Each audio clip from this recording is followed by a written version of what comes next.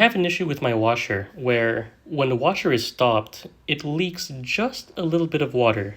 Drop and drop and drop straight into the tub. This means it's time to replace the valve, so I'm going to first turn off the water supply, unplug the power, disconnect these water supply hoses from the washer, and start removing screws and back plates.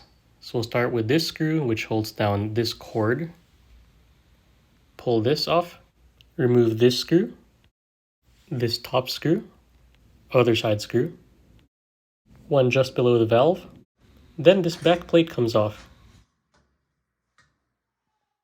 Observe the model number on this and make sure the right one is ordered. Then we continue by removing the top cover. This bracket has to pull back like this. So on this side, we're going to use that flat metal plate from the back, push it straight through here with a little force, and we'll be able to lift this top control panel. And be sure to slide this on the other side as well to loosen both sides. Now we can lift this control panel just out of the way so we can access the valve screws. And for that you need T20 Torx bit. There are 2 screws that hold down this valve. There goes one, and here goes the other. We can start lifting this out of place, but don't forget to remove the wire that goes into the control board. Ah yes, this was the bracket I was talking about. Push down on the tab, and this comes right out.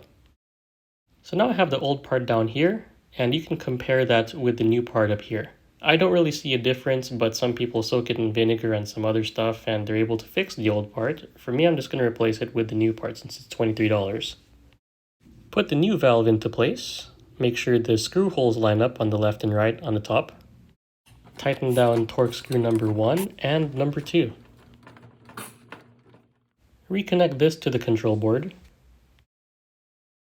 Snap this top panel back into place, and it clicks downward.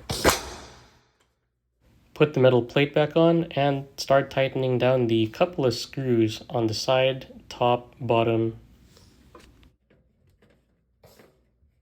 Reconnect the water hoses and make sure they're tightened down properly. Reconnect the plug back to the outlet. Turn the water supply back on. Cold turns on just fine, but the hot one doesn't. But don't worry, I tightened it down further and fixed that mistake. After that, I was able to turn the washer on, start a cycle, and just make sure I could hear it filling across all the different temperatures. We'll pause and drain it as it's filling, and then wait a couple of minutes. With the washer off, there's no more water leaking into the tub, so this problem is fixed.